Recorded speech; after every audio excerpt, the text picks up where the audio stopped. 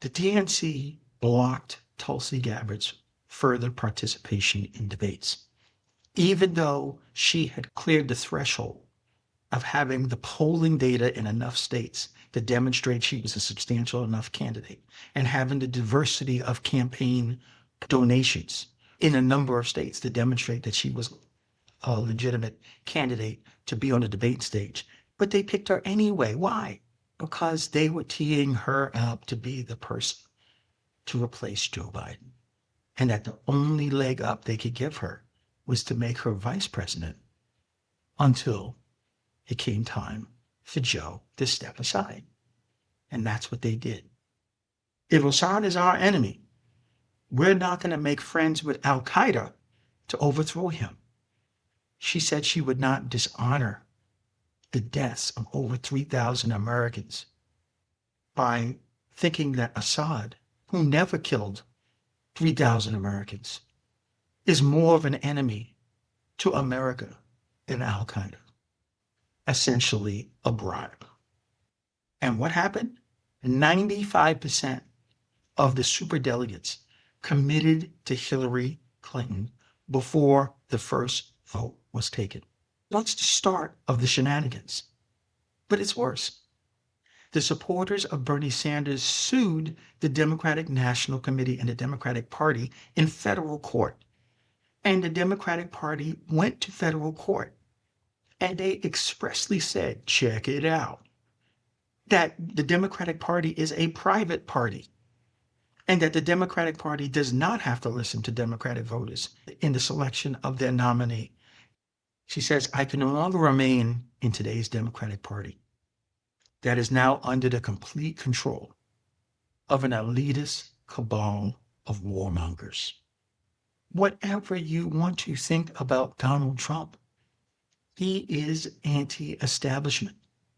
One of the things that she had learned, the way the forever wars were kept going, the predicate for their forever wars, was that hundreds of billions of dollars were being funneled off balance sheet through the intelligence agencies, through the NGOs around the world to finance counterinsurgencies that would destabilize the governments who weren't playing ball the way we wanted them to play ball. In 2014, under Barack Obama, Victoria Nuland, Obama's Assistant Secretary of State in charge of Eastern Europe, is caught on tape by the Russians in February of 2014, talking to the U.S. ambassador to Ukraine. And she's telling the U.S. ambassador in Ukraine, we're about to overthrow the democratically elected government of Ukraine. Now, you don't have to believe me. Go to YouTube and search Jeffrey Sachs' February 2025 speech to the European Parliament. Listen to it yourself. Jeffrey Sachs is unimpeachable. He was there. They told him we paid for the violent overthrow of a democratically elected government to put in a government that was anti-Russian.